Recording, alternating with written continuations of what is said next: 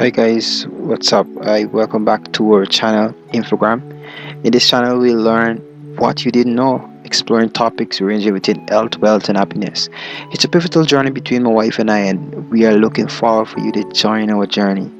And by the time you're 60, you'll be thanking us for sharing our journey with you guys. So don't forget to like and subscribe to our channel for more amazing content, as this series will be definitely a phenomenal one. Like, we'll be touching today on why the rich don't bank. But even in our attempt to answer that question, we'll give some background history of the banking system and how the rich use the banking system to their benefit. And then we'll learn what you can do, to start being a king or a queen instead of a pawn in this chessboard banking system game. You heard me right. I said game. So if you would like to know more, please do feel free to check out the links below in the video. With that being said, let's get right into this. Wealth has nothing to do with the amount of money you earn. In fact, high income earners are often the most strapped. They go to bed late, they overwork a lot. Many of them think about tomorrow and losing it all more than the poor do. Of course, the poor, they don't have much to lose. Nevertheless, being rich doesn't provide you freedom. So your aim should be to be free and to do the things you love, yet still remaining healthy in mind, soul and body, and happy to enjoy the health and wealth whilst building and maintaining healthy relationships. So that's basically your purpose. Now, true freedom comes only when you achieve passive income. You might say blah blah, well, we heard about passive income before, but there's one thing to hear about the thing, and then there is another to practically implement and see results from applying something that you've known. So your main duty is to start applying things or applying changes in your life. So before I go further, you must understand that there are certain systems that are rigged from the very beginning, and unless you absolutely become aware of it, it is virtually impractical to experience wealth, health, and happiness to its fullest potential. Now, the systems rigged against you are: 1. The banking system, 2. the healthcare system, 3. the political system, 4. the food system, 5. the tax system, and 6. news and media systems. For this specific series, we'll only be focusing on the banking system. But if you know, there are 5 other systems besides the banking system that is still rigged, and we live in a society basically where persons do not even understand.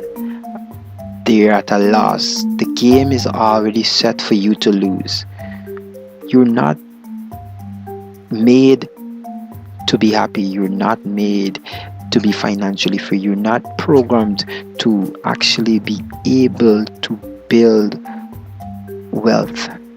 But the banking system is one of the huge scams that is there in place. Now, the value of your money, interest rates for loans, availability of jobs, and the rate of home foreclosures are all decided by a small group of elite private bankers who run the Federal Reserve. You might be asking yourself, what's the Federal Reserve, right? Well, that's a question I'll leave you to go and ask Google, because I'm not here for that. However, I can tell you what it's not. Contrary to common belief, the Federal Reserve is the central bank in the US. It's not a government-run agency though. The Federal Reserve is privately owned and operated and 100% controlled by bankers, and therefore it is operated for the financial gains of those bankers.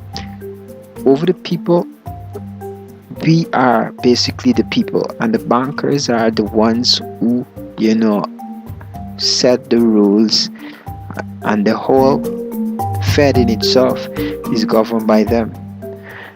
So the word federal was basically used only to deceive people like you and I. So before all of this started, you might need to ask, how did all this happen? How did the Fed gain this control? Where was the starting point for all of this? Now, our dear President Woodrow Wilson, he was elected in 1913. But for lack of a better word, because we say elected, but sometimes it's basically being selected. However, we'll continue with elected. He was elected as the 28th President of the United States in 1930. So he beat his opponent, who was William Howard Taft. And his opponent, on the other hand, was vowing to veto legislation to establish a central bank. Now, for those who might not know, veto means to block. And while staff wanted to do a blocking in the legislation for private banks to be able to gain access and for the Fed to operate properly, Woodrow Wilson, he was the one who took up the challenge to allow it. And he was not campaigning for, to veto legislation to block central banks. So Woodrow Wilson was the ideal candidate to be in place. That's why I'm saying selected. That's how even the political system is rigged. But we're not going to go into the political side of it, as we're focusing specifically on the banking side. So this previous year, Wilson met with a small group of wealthy private bankers who presented him with an offer. He didn't refuse. Wilson swore in secret that in exchange for political and financial support from the Rockefeller Morgan bankers, he would support the bankers' Federal Reserve scam and push for the first ever progressive income tax on the American people. Once elected, President Wilson obeyed his dark masters and enacted an unprecedented change to our great Constitution. So on December 23rd, 1930, President Wilson signed the Federal Reserve Act and the Revenue Act of 1913, chaining all future Americans to the dual horrors of the Fed and the IRS. Now, for countries who follow a similar system to America and who are provided certain benefits from America, for example, Guyana, Trinidad and Tobago, just to name a few. Other third world countries that are under those systems are the umbrella of the United States, as the so to speak. In Guyana's case, we have the GRA or other tax collecting entities made in place, and their main duty is to collect tax. And these taxes are supposed to basically be used to develop the nation.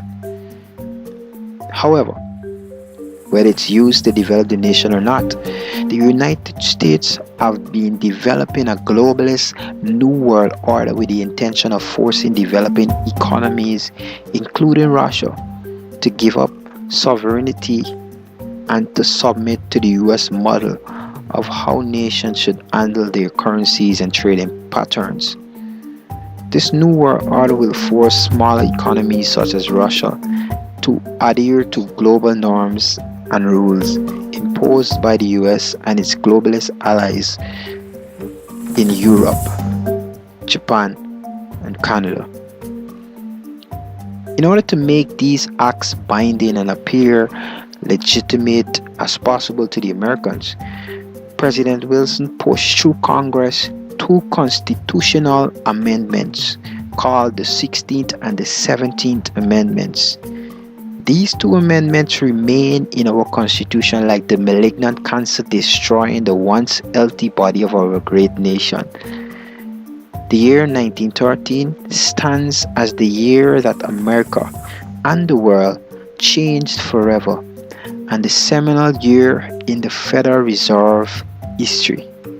President Wilson knew what he did was wrong, After serving the dark forces and dancing with the devils, I'm gonna say he's dancing with the devils, he would later lament in his found directory.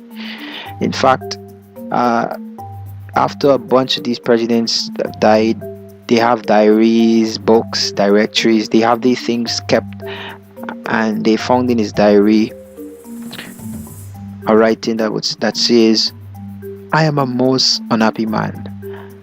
I have unwittingly ruined my country. A great industrial nation is controlled by its system of credit. All our activities are in the hands of a few men. We have come to be one of the world's worst ruled, one of the most completely controlled and dominated governments in the civilized world.